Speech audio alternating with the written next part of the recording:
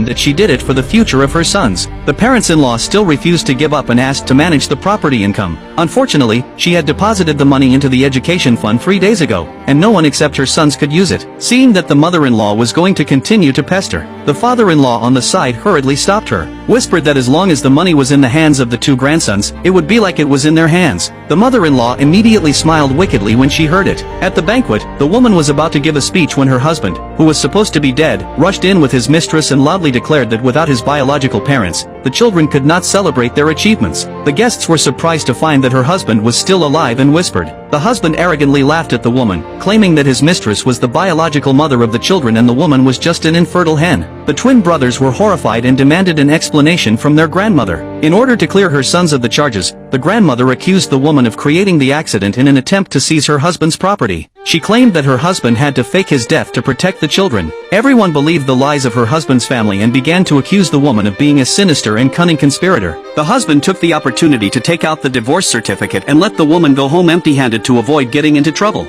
To everyone's surprise, the woman signed it calmly. The mistress pretended to be kind and thanked the woman for raising the children, saying that without her efforts, the children would have no time to build a relationship with their father. Instead of being angry, the woman smiled and said that since all the relatives and friends were present, why not hold the wedding on the spot? The mistress thought that the woman had compromised, so she triumphantly went on stage with her husband. At this time, the woman suddenly changed her tone and announced that she had invited a special guest to the wedding of her ex-husband and the mistress. The mistress asked her in shock what she meant, and the woman just pointed to the door, attracting everyone's attention.